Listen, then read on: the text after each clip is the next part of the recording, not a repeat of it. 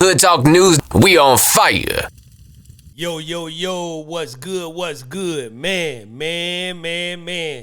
Hey, first off, man, before I even start this, I want to say RIP to Young Noble from the Outlaws, man. Hey, man, sad situation, man. They say he took his life, y'all. They say he took his own life, man. You know, you never, like everybody's saying, you never know what a person going through, man.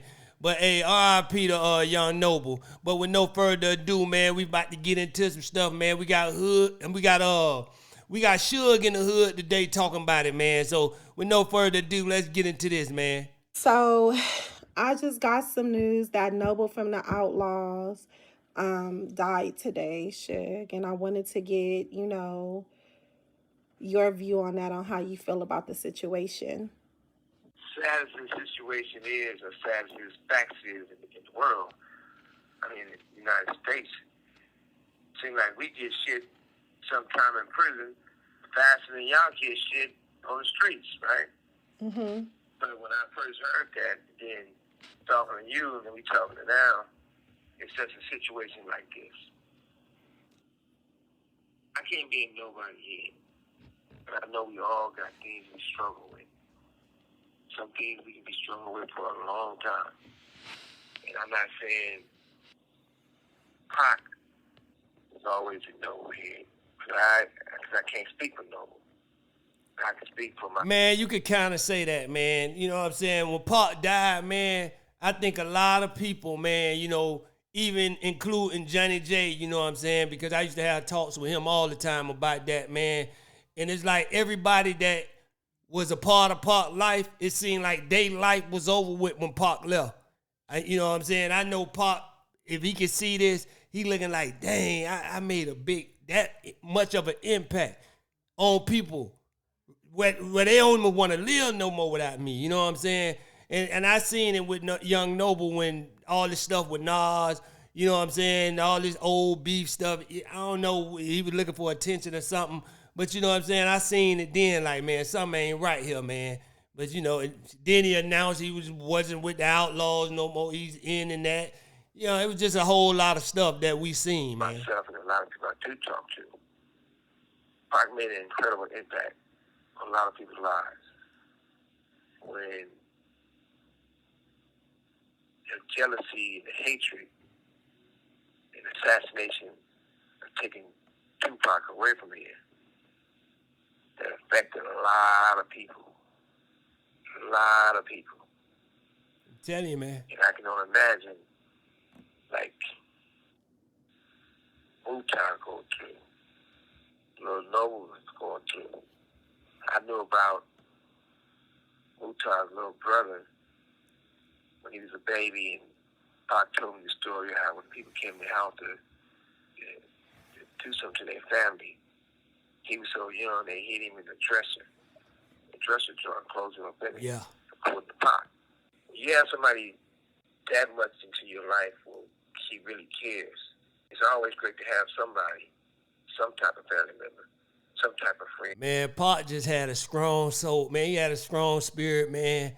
Man, I watched Johnny J. Man, Johnny J had me crying with him, man. I'm telling you, man, that's how serious it was. And for his wife to say to me, you know what I'm saying, she ain't seen him this happy since Tupac died, hey, come on, man. Come on. It's crazy. That they can give you the truth and be there for you, allow you to get through it. That's like a bad loss for hip-hop. A lot of times we always don't get along with each other. Every time we lose somebody in hip-hop, that affects us all. It's also affects our growth.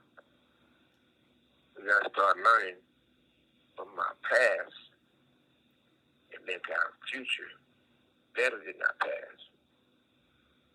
And the last thing I would like to say is that it's so important that we stop allowing people to rewrite history.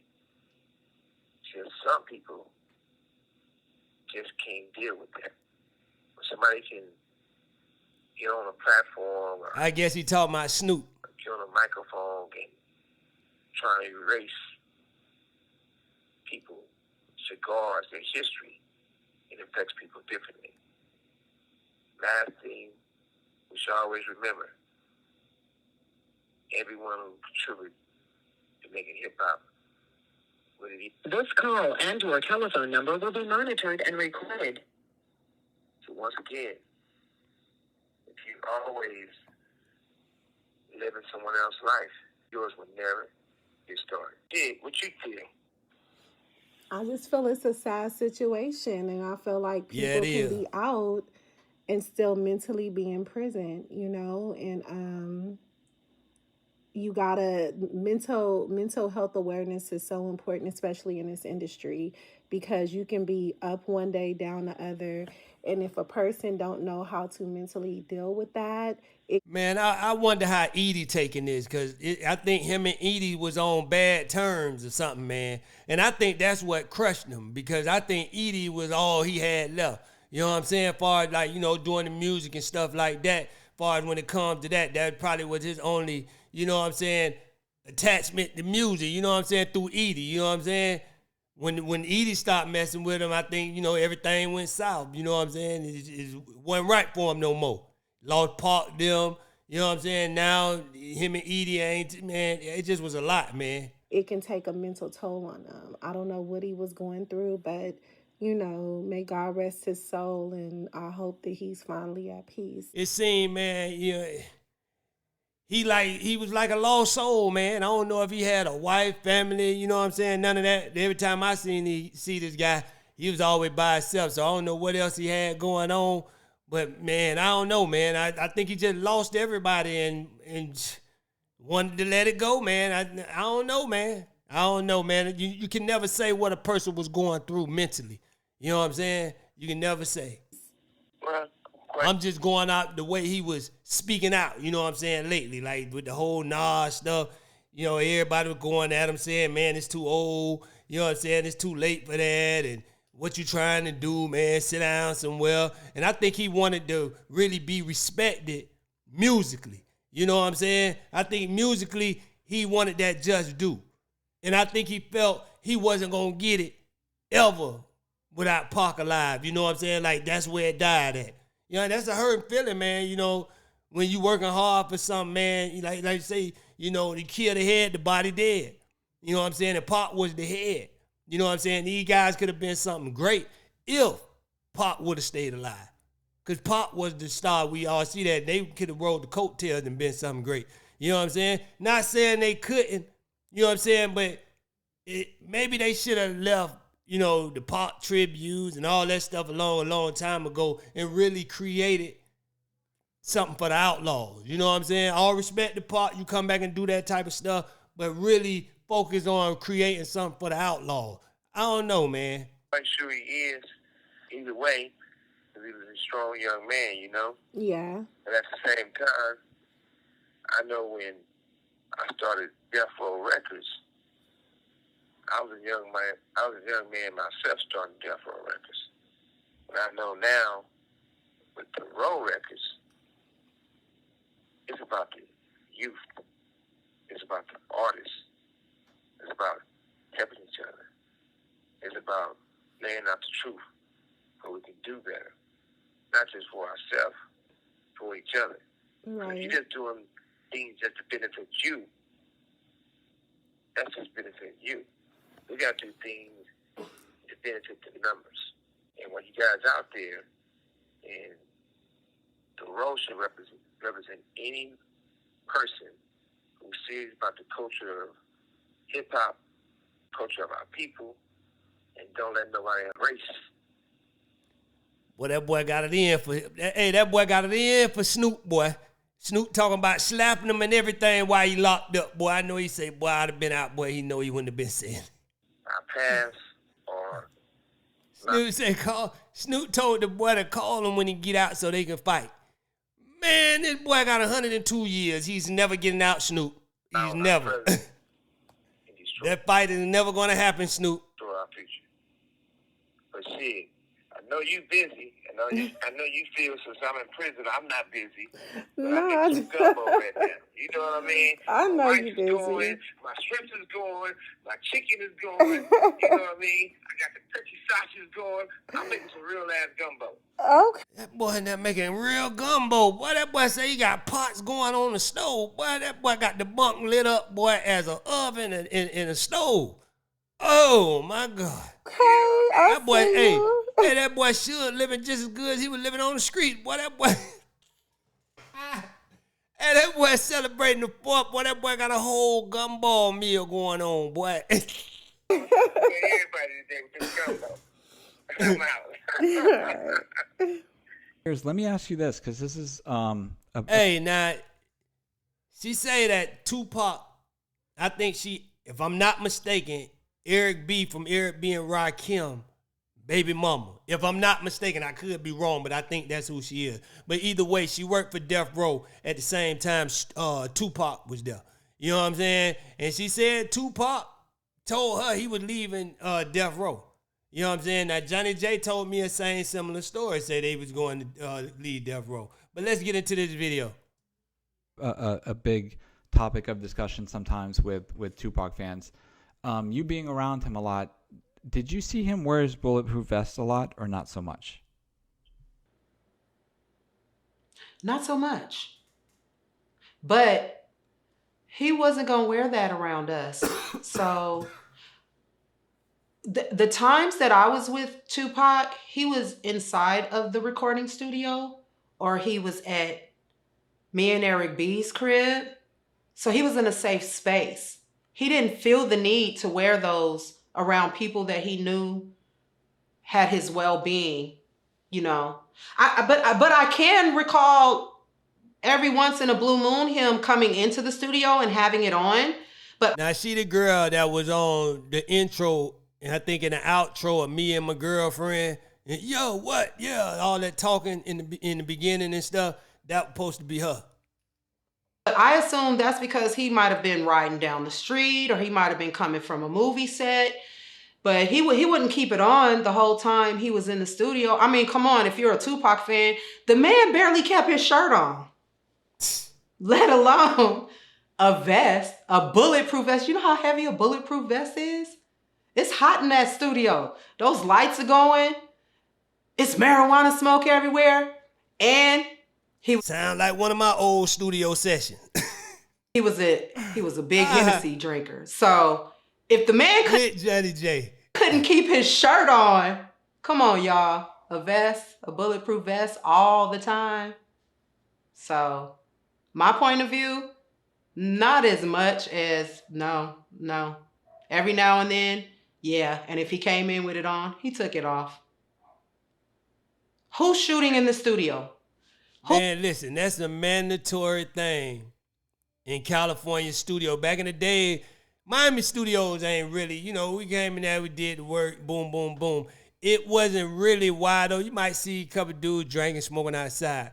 But California studio, boy, listen, boy, them sessions be lit. I'm talking about all the weeds you want, all the Hennessy. That was the first time I drunk, was it the first time? Nah, it wasn't the first time. Nah, it wasn't the first time. But, man, that's the first time I really messed with Cristal. Man, that's why they call it pistol. That's what it tastes like. Come on, man. Nasty, man. Nasty. Who was if he was wearing them, then we all needed to be wearing them. And I didn't wear one. So that don't even make no sense. Okay. People say different things about this, and I want to see if you ever overheard or if you said anything. Did you get any sort of chatter or any inkling that he was going to leave Death Row? Yes. That he wanted to. This is what he told me. Okay, so I got to give you a little backstory. When the Me and My Girlfriend, which was my girlfriend, was finished, I hadn't heard it, but he did. And one day he came bopping into the manager's office and he was like, "Did you hear our song?" And at the time, I'm like, I don't know what you're talking about. Like, no, he didn't say our song. He like, did you hear the song? And I'm like, what song? And he like, the song. Did you hear the song?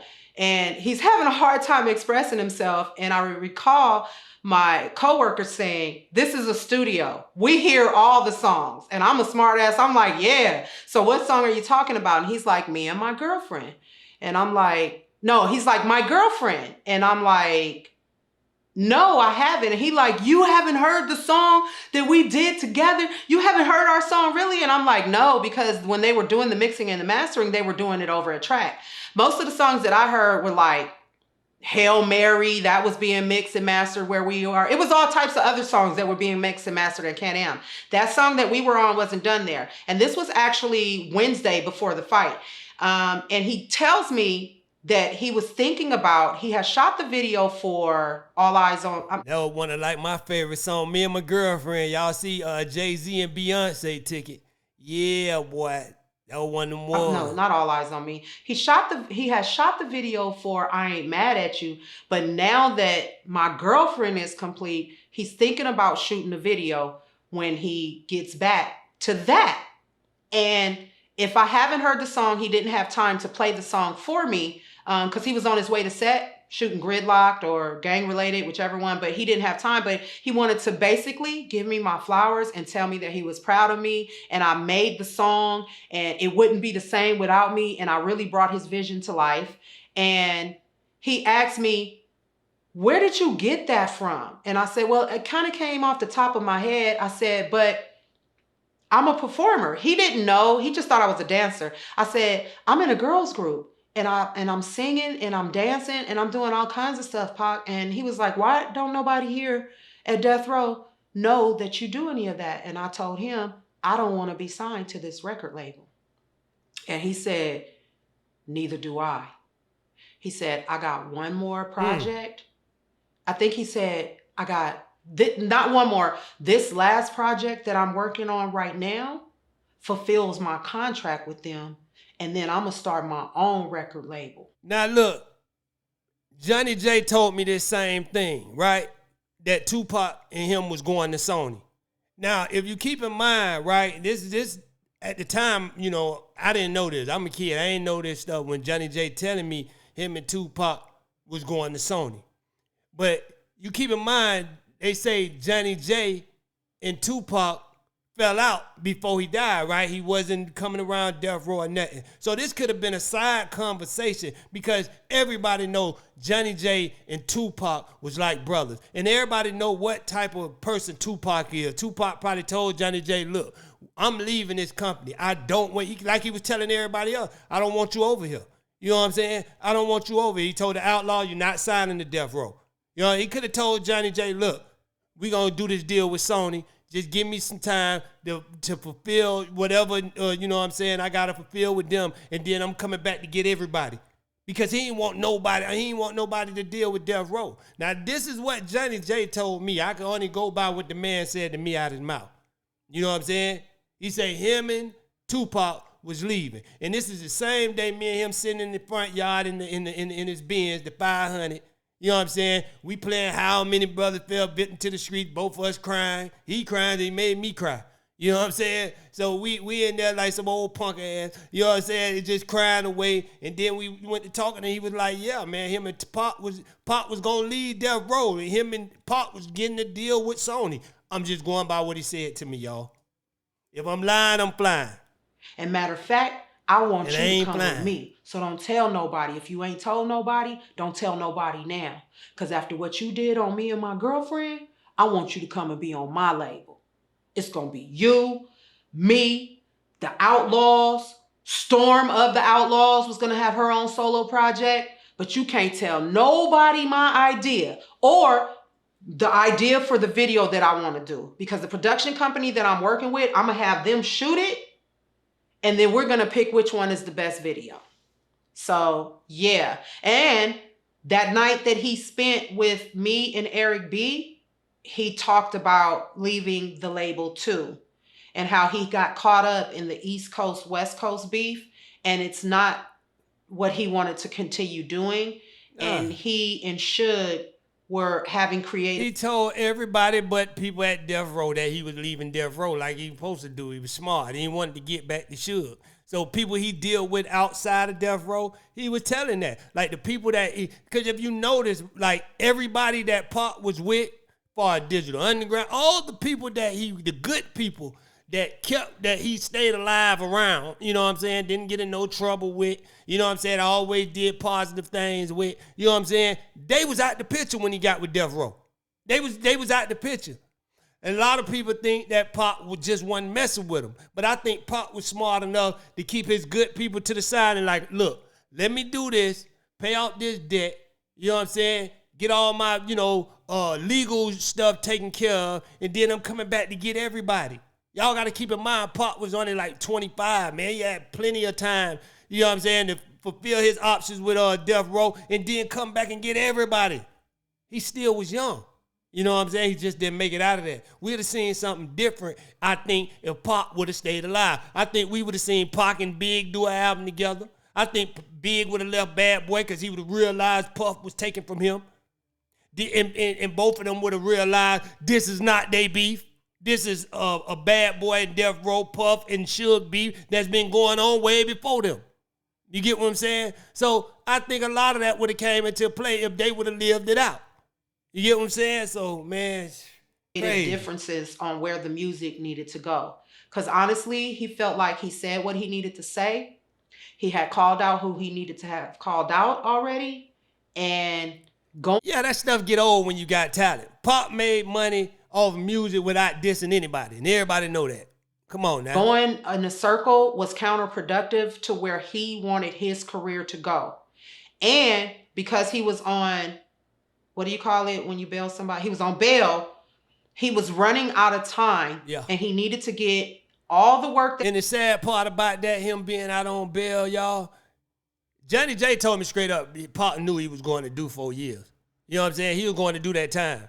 And the sad part about that, it ring through my head a lot now because when that chick came out and said she was just lying on Tupac, if Tupac would have stayed alive, he would have did 4 years on a lie, y'all.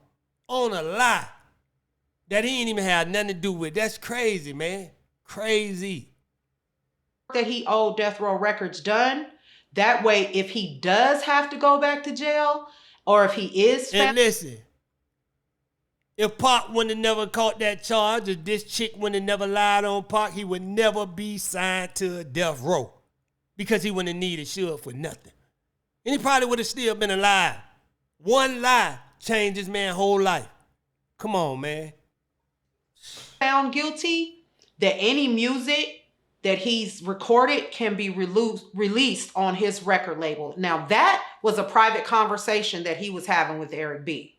But I did overhear that, and he did tell me that Wednesday before he left for Las Vegas that, just like me, he didn't want to be on the label no more either. And it's crazy Pac had to, really sell his soul to get out of jail. Where all his friends were, Madonna and all these people, they ain't have a meal.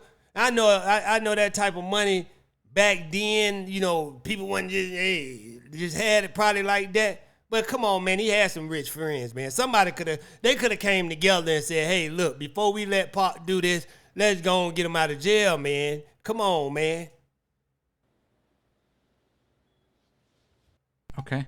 Let me ask you this, because like the Outlaws and people have always come out and said, Tupac, wasn't going to be on Death Row anymore, but he was going to start Machiavelli Records, which was going to be distributed through Death Row. Do you think that's what he was referring to? Or do you feel like he truly was like, I want to be completely separate from... He was going to be completely separate. One thing about Pac was smart. And he was a trendsetter. He was a person that set trends, that made trends. He wasn't a person that followed trends and he knew Death Row was the house that Snoop built. No matter what he do, that was the house somebody else built. He wanted to build his own house, man. He wanted his own thing. He already had a team around him. That's why he kept them far away from Death Row, because he was finna go do his own thing. I'm telling you, man. I'm telling you. No, I believe... Ain't no boss gonna stay down and be up under somebody forever. Nah, that don't work like that. You a boss. You're not finna accept being up under somebody forever, man. Come on, man. I think he wanted to be completely separate from that label. Completely separated. Yeah, he did. Pac was a boss on his own, man. Pac did it without Death Row. He came to Death Row as somebody. He didn't need them for nothing. Not nothing. You know what I'm saying? Salute to Death Row, everything he did. But, man, tell you the truth, I wish he wouldn't have went over there. Straight up, man. He'd probably still be alive, man. I don't think he liked the beat downs. I don't think he liked the womanizing. And listen, I'm not saying that like Death Row made him do nothing because he was a grown man at the time. But at the same time, they was in a bad influence on him. You know what I'm saying? When it came to that, a lot of things, man. Pac was about pro-black, all this stuff here. We know what Pac was doing. Basically, it was a type of selling your soul situation. I gotta be down with this stuff because they got me out on bail, and Pac was a loyal person, man. You know what I'm saying? So whatever, if these the only people that had my back, whatever they down with, I'm down with it too. Even if I don't want to be down with it, I'm just that loyal. They helped me, I got to help them. And that's how it was, y'all. For real. I honestly think something in him clicked after he got all of that anger off his chest from the abandonment that he felt from all of his so-called friends on the East Coast and everybody that had abandoned him when he went to prison. I think once he got all of that off of his chest, once he saw how Death Row was being ran, and I hate to say it like this, but I have a term called nigga business. I don't think he wanted anything to do with that. I think he really started to really think about, and I don't know if his mother, Afeni Shakur, was an influence on this, but I think who he was as a man and how he was raised was totally against everything that was happening at Death Row Records. I believe so too. And I'm talking about his Black Panther connection. Somebody said one time, man, when you seen Tupac and Johnny J not together no more, and Johnny J wasn't hanging around Death Row, you knew Pac wasn't happy. That was like his brother. They say you knew he wasn't. The man produced from way back. Pac first album, man. Come on, man. Action. Maybe if it wasn't the first, it was the second. He was deaf from the beginning, though. It was all about, growing up as a Black Panther, the unification of Black people. And what he witnessed there, and I'm sure he witnessed way more. Like I said, they protected me, so I didn't see a lot of things. What he saw really went totally against how he was raised. Yeah. So, yeah, I think he wanted to be completely, I'm not even going to sugarcoat it, completely disconnected from Death Row Records. Come on, man. You need to read this book. Hey, now y'all listen, man. Hey, y'all better listen to this lady, man. This lady's saying some real stuff, y'all. But y'all pay attention, man. She talking to T.I. and telling him what books he need to read. Now, this a white woman talking to a black man, putting him up on game. Okay? Hey, on that note there, man. Hey, listen, that's real. Hey, Mom just dropped some jewels on you, man. You still gotta be my cousin, even if you don't like me. Hey, man, like, share, subscribe. Follow me on. We got new videos coming on my other channels, man. So y'all follow them channels too, man. Hey, man, you rocking with the realest platform on the planet, man. You rocking with the realest platform on the planet, Hood Talk News. I'm out.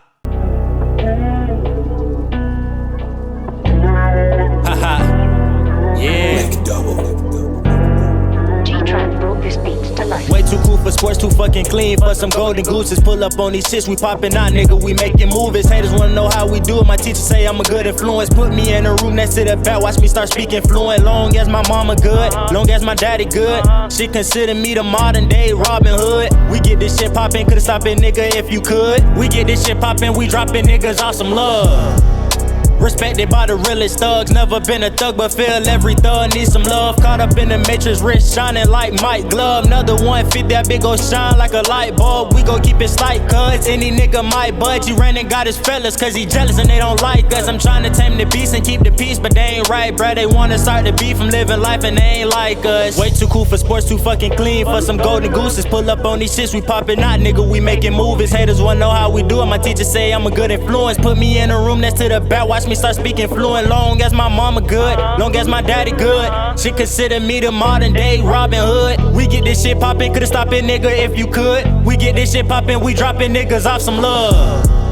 And haters wanna see us go, we poppin' out this bitch like a motherfucking TV show. More baddies than the baddies, and I ain't tryna get married on some upscale shit. And lil' mama a little savage, goddamn, can I grab it? I'm just playing, but can I grab it? They say the way I flip this money, I should be in gymnastics. Say the way I kill this beat, you should dead it in the casket. Watch the way I'm pulling up, matte black, so nasty. Slow mashing, I let them pull past me. Once I hit the gas, man, they know it's no catching. Competition waiting, faking, hating for no reason. All my competition might be dead or in prison. Now I see the vision, stay true to your religion. She made them catch the Holy Ghost, she popped it like a pistol. She made her spin up all his dough by acting like she miss him. Now he got issues, give his ass a tissue. Way too cool for sports, too fucking clean for some golden gooses. Pull up on these shits, we poppin' out, nigga, we making movies. Haters wanna know how we do it. My teacher say I'm a good influence. Put me in a room that sit up back, watch me start speaking fluent. Long as my mama good, long as my daddy good. She consider me the modern day Robin Hood. We get this shit poppin', could've stopped it, nigga, if you could. We get this shit poppin', we droppin' niggas off some love. Way too cool for sports, too fucking clean for some golden gooses. Pull up on these shits, we poppin' out, nigga, we making movies. Haters wanna know how we do it. My teacher say I'm a good influence. Put me in a room next to the back, watch me start speaking fluent. Long as my mama good,